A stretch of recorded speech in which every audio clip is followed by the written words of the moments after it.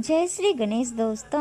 हमारी आज की कहानी का नाम है निर्भर। कहानी अच्छी लगे तो प्लीज़ चैनल को सब्सक्राइब कर लीजिएगा। अब शुरू करते हैं कहानी। रागिनी जब भी ससुराल जाती तो उसके सास का व्यवहार ऐसा होता जैसे वो काम वाली हो। वह सुमित को बोलती पर एक बेटे की आंख में माँ के प्यार की पट्टी बंधी होती तो वह उसकी कोई बात नहीं सुनता। लेकिन वह सोचती कि कब तक आत्मसम्मान के साथ समझौता करूं। उसके मन यही सवाल रहता। कभी वह सोचती है कि कौन सा मुझे सासू माँ के साथ हमेशा रहना है, फिर भी कसक मन में उठती ही जब भी ससुराल जाने की बात होती। खैर, सुमित और रागिनी बेंगलुरु में रहते हैं। जब सुमित की छुट्टी होती है तब वे घर जाते हैं। तब सुमित कहता है कि हम कुछ दिन माँ के पास रहेंगे और तुम कुछ दिन मायके भी रह लेना। तब वह सुमित से कहती, मेरी छोटी बहन मायके आई हुई अभी मायके चली जाती हूँ तो उसके साथ रहना भी हो जाएगा, नहीं तो उसके साथ रह ही नहीं पाऊंगी। तब सुमित कहता, ठीक है तुम जैसा चाहो। तब वह खुश हो जाती है। फिर वह सुमित और अपनी अलग अलग पैकिंग करती है और दोनों निकल जाते हैं। रागिनी अपने मायके पहुंच जाती है। तब वहां पहुंचते उसकी भाभी पूछती, अरे दीदी आप यहाँ गई, पहले ससुराल नहीं गई, हमेशा पहले तो वहीं जाती हो। तब रागिनी कहती, मैं तो यह चाहती हूँ कि ससुराल में जितना कम रहना पड़े उतना ही अच्छा। मेरी सासू माँ को आप जानती हो, पर क्या करूं। और यामिनी के साथ ज्यादा रहना भी तो है, इसलिए पहले आ गई और बाद में ससुराल चली जाऊंगी। इस तरह मैंने फैसला लिया कि पहले मैं यहाँ आ जाऊं और सुमित अपनी माँ के पास रह ले। अब सुमित जैसे ही अपने घर पहुँचता है तब उसकी माँ सुमित को अकेले आते देख बोली, अरे सुमित बेटा तुम अकेले आए हो, रागिनी नहीं आई क्या? तब उसने कहा, हाँ माँ रागिनी नहीं आई, उसे मायके जाना पड़ा क्योंकि उसकी छोटी बहन यामिनी आई हुई है। उसे रागिनी के साथ रहना था तो मैंने कहा ठीक है वहाँ रह लो, नहीं तो तुम्हें बहन के साथ रहने नहीं मिलेगा। तब उसकी माँ बोली, अरे बेटा बहू नहीं आई तो खाना कौन बनाएगा, मैंने खाना तो नहीं बनाया। तब वो बोला, रोज तो आप ही बनाती होगी तो आज क्यों नहीं? तब वह बोली, अरे बेटा जब बहू को आना तो मैं क्यों परेशान हूँ, इसलिए अभी हम लोगों ने नाश्ता ही किया है। अभी बजा ही कितना है, खाना तो 2 घंटे में बन जाता है। तब वह थका हारा बैठता है तो घर की रंगत को देखकर बोलता, क्यों माँ आज घर की सफाई नहीं हुई क्या, बाई नहीं आई क्या? तब माँ बोली, अरे सुमित बेटा वो 2 दिन से छुट्टी पर है, इसलिए मुझे लगा बहू तो आने वाली, वह कर लेगी। फिर माँ किचन में जाकर चाय बनाने लगती है। तब सुमित कहता, माँ चाय के साथ कुछ गर्मा गर्म बना लाना, मुझे बहुत तेज भूख लगी है। इतने में उसकी माँ चाय के साथ बिस्कुट नमकीन ले आती है और कहती, अरे बेटा तू तो खाना मंगा ही रहा है, अभी तो ये खा। और वह 1 घंटे बाद खाना आता तो वह खाना खाता है। तब माँ कहती, बेटा रागिनी बहू आती तो कितना अच्छा होता, इतने सारे बर्तन का ढेर लगा है वो साफ कर लेती। तब सुमित कहता, अरे माँ अब तो नहीं आई, तब तो तुम्हें ही बर्तन साफ करने पड़ेंगे, क्या हो सकता है।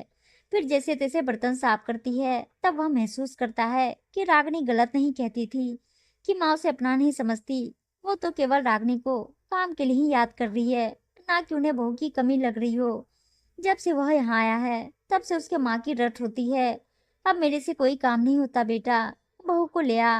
अपनी माँ को कब तक परेशान करेगा। वह 2 दिन बाद रागिनी को माँ के कहने से घर लाता है। रागिनी का मायका उसी शहर में होने से जल्दी आ जाती है। इस तरह बहू बेटे के आने से उसकी माँ का व्यवहार रागिनी के प्रति ऐसा होता जैसे कामवाली आ गई हो। जैसे ही रागिनी घर आती है तब उसकी सास विद्या जी कहती, बहू तुम तो मायके से आराम करके आ गई हो, अब तो मुझे गर्मा गर्म फुलके खाने मिलेंगे, क्यों बेटा सही कह रही हूँ ना? तब रागिनी कहती, हाँ हाँ माँ जी क्यों नहीं। जैसे तैसे खाना का काम निपटाकर फ्री हुई तो सास ने कहा, बहू ऐसा करो थोड़ी मठरी और नमकीन बना दो, सूखा नाश्ता ज़्यादा चलता है, अब गर्मा गर्म नाश्ता नहीं बना पाती हूँ। तब वह कहती, माँ अभी थक गई हूँ, थोड़ी देर आराम करके बना दूंगी। तब उसकी सास कहती, अरे रागिनी बहू कौन सा पहाड़ तोड़ दिया है जो कह रही हो कि थक गई हूँ और बाद में नमकीन मठरी बनाऊंगी। इतने में सुमित सुन लेता है। तब वो कहता है, अरे रागिनी तुम चाहो भी तो आराम नहीं कर सकती क्योंकि माँ ने अपना कमरा साफ करवाया ही नहीं है। कम से कम तुम्हें आधे घंटा तो सफाई में लग जाएगा क्योंकि तुम्हें ही साफ करना पड़ेगा। तुम तो बैठक में सो नहीं सकती, मैं खुद बैठक में 2 दिन से सो रहा हूँ। तब वह कहती, माँ जी आपको पता था कि हम लोग आ रहे हैं, तब तो कुंती से सफाई करा लेती, क्यों नहीं कराई? पर नहीं, आपको ये लगता है कि आपकी बहू नहीं एक काम वाली तो आ ही रही है, वह कर लेगी। अरे रागनी, कुंती 2 दिन से आ ही नहीं रही है, कैसे सफाई कराती। इतने में रागनी कहती, आपने हमारा कमरा कैसे स्टोर जैसे भर दिया है, जैसे घर में और जगह ही ना हो। खिड़की और दरवाजे पंखों को देखकर ऐसा लग रहा है जैसे दिवाली से सफाई ना हुई हो। सुमित, तुम खाली बॉक्स छत पर रख दो, मैं ही बैठने लायक सफाई करती हूँ ताकि थोड़ी देर आराम कर लूँ। वह पलंग के चादर बदलकर झाड़ू लगाकर आराम करने को करती है। तब वह बहू से कहती, रागनी चाय बना लो फिर बैठना। तब रागनी कहती, माँ चाय तो बना दूंगी, पर आप हमसे ऐसे नहीं बोल सकती, मैं आपकी बहू हूँ, कोई काम वाली बाई नहीं। इतना सुनकर विद्या जी कहती, अरे रागनी, तू कैसी बात कर रही है, मेरा ये मतलब थोड़ी ही है। फिर रागनी कहती, माँ आप क्या चाहती हैं कि मैं आपके बेटे के कान भर भर कर आपसे दूर कर दूँ। आपको किस चीज़ की कमी है पता नहीं, आप मुझे बेटी बनाने से रही कम से कम बहू ही मान लीजिए, क्योंकि हम लोग साल में 2-4 बार ही आते हैं, उसमें भी आप हमारा मन खट्टा कर देती हैं। आपको सुमित बराबर से पैसे भेजते हैं और अभी भी आपके हाथ पैर चल रहे हैं, केवल खाना ही बनाना पड़ता है। कुंती झाड़ू पोछा बर्तन कपड़े के है ही, उससे काम आप करा लें तो कितना अच्छा हो। लेकिन आपको तो मुझे ही परेशान करना अच्छा लगता है। यहाँ आओ तो लगता है काम वाली बनकर रह गई हूँ। अच्छा हुआ सुमित की नौकरी बेंगलुरु में है, नहीं तो आप तो मेरा जीना दुभर कर देती। तब भी विद्या जी को अपनी गलती समझ नहीं आ रही थी। वो कहे जा रही थी, अरे रागनी, हम भी अपने समय में अपनी सास की सब सुना करते थे। अगर यहाँ कर 4 दिन रहकर थोड़ी जिम्मेदारी उठा ली तो क्या हुआ। इतना सुनते ही रागनी के ससुर रमेश जी कहते, देखो विद्या, मेरी माँ गुजर गई, पर तुम उन्हें दिल से कभी याद भी नहीं करती। उनकी केवल तुम्हें बुराई ही याद है, क्योंकि माँ ने तुम्हें कभी दिल से कभी अपनाया नहीं और वो कड़क मिजाज थी। पर तुम ऐसी नहीं हो तो बहू के साथ भी नरमी रखो। हमारा सुमित इकलौता बेटा है, तुम अपनी सास जैसी नहीं बन सकती। मैं तो बस इतना कहूँगा कि तुम बहू को प्यार दो ताकि वो भी तुम्हारा सम्मान करे। इस तरह ससुर को पहली बार बोलते हुए देख रागनी भावुक हो गई। पापा जी, आप कभी बोलते नहीं थे, पर आज सही समय पर बोले हैं, क्योंकि अपनापन ही सबसे बड़ी दौलत है। पर 4 सालों में मैंने मम्मी जी का प्यार और स्नेह कभी महसूस नहीं किया। वो अपनी सासू माँ जैसे केवल अपने रोब भरी आवाज़ से काम कराती रही, तो मुझे लगता कि क्या मैं एक काम वाली ही हूँ। मम्मी जी, आप ऐसा व्यवहार रखेंगी तो क्या मैं खुशी से काम करूँगी? ऐसे काम करने से मुझे खुशी मिलेगी नहीं ना। आप बताइए। मैं आज जवाब नहीं देती तो मन ही मन अंदर से कुढ़ते हुए काम करती, जो मुझे गवारा नहीं था।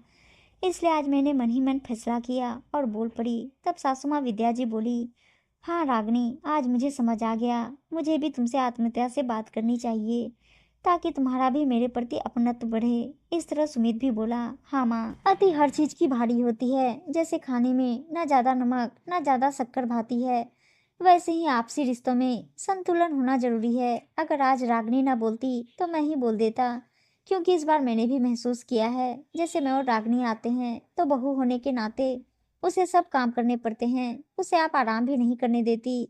हम सफर से आते हैं तो रागनी को ही चाय बनानी पड़ती है, यहाँ तक कि बर्तन से लेकर हर एक काम के लिए आप उस पर निर्भर हो जाती हो, आप उसका कोई सहयोग भी नहीं करती। इस तरह आज जो रागनी ने कहा वह उसके आत्मसम्मान के लिए जरूरी था, ताकि आप समझे कि रागनी भी एक सदस्य है, ना कि वह कोई काम वाली बाई।